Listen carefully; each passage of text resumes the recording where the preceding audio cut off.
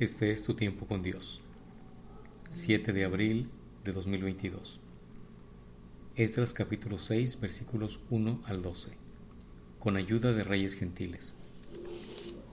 Entonces el rey Darío dio la orden de buscar en la casa de los archivos donde guardaban los tesoros allí en Babilonia.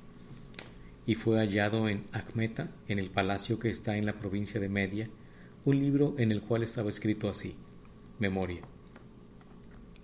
En el año primero del rey Ciro, el mismo rey Ciro dio orden acerca de la casa de Dios, la cual estaba en Jerusalén, para que fuese la casa reedificada como lugar para ofrecer sacrificios y que sus paredes fuesen firmes, su altura de 60 codos y de 60 codos su anchura, y 3 hileras de piedras grandes y una de madera nueva, y que el gasto sea pagado por el tesoro del rey. Y también los utensilios de oro y de plata de la casa de Dios, los cuales Nabucodonosor sacó del templo que estaba en Jerusalén y los pasó a Babilonia, sean devueltos y vayan a su lugar, al templo que está en Jerusalén, y sean puestos en la casa de Dios.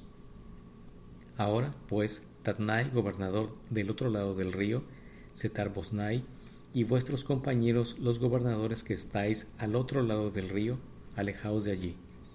Dejad que se haga la obra de esa casa de Dios, que el gobernador de los judíos y sus ancianos reedifiquen esa casa de Dios en su lugar.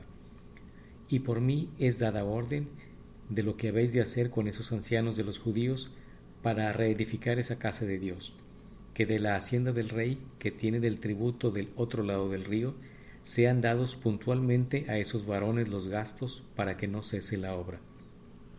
Y lo que fuere necesario, becerros, carneros y corderos para holocaustos al Dios del cielo, trigo, sal, vino y aceite, conforme a lo que dijeren los sacerdotes que están en Jerusalén, les sea dado día por día sin obstáculo alguno, para que ofrezcan sacrificios agradables al Dios del cielo y oren por la vida del rey y por sus hijos.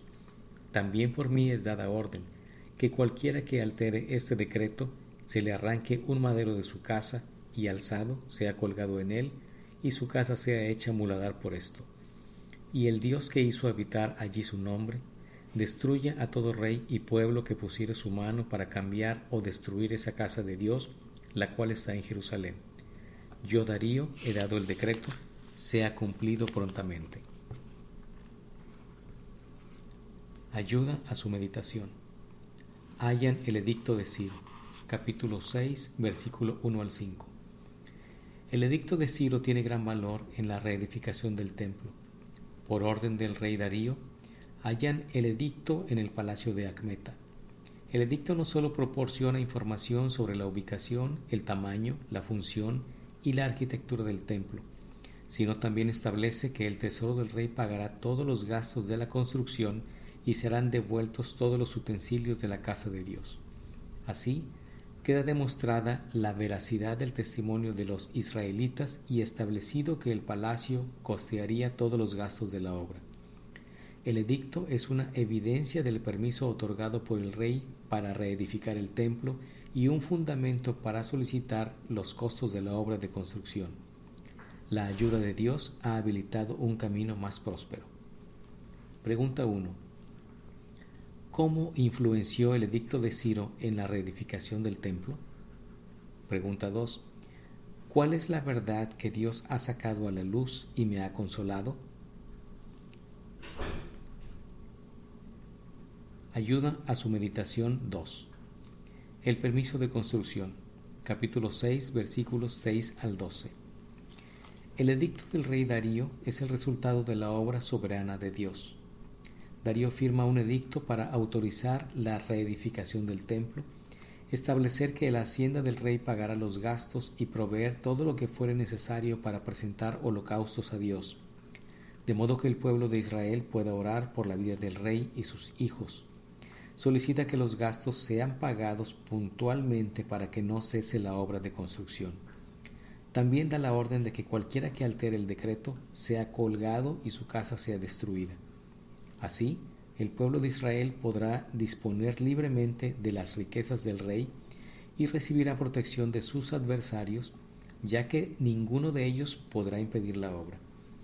Dios cumple su voluntad de manera inesperada pero perfecta. Pregunta 1. ¿Cuál es el castigo que recibirán quienes alteren el decreto? Pregunta 2. ¿Cuál es la crisis que Dios transformó en oportunidad para llenarme más de su gracia? Una carta de Dios. Dios, confío en tus planes y te alabo porque tu voluntad es incomparablemente grande y perfecta. Encomiendo en tus poderosas manos mi vida. Aunque haya persecución en el mundo, no me detendré. Confío en que tú cambiarás la oposición en ayuda oportuna en mi vida para extender tu reino. Ensayo para meditar. La ayuda de Dios. Podemos comprobar nuestra fe cuando estamos en problemas y no cuando todo está bien. Así, la fe queda evidenciada en nuestra vida y no solo durante el culto. Podemos conocer la fe de una persona al ver en quién confía durante sus aflicciones.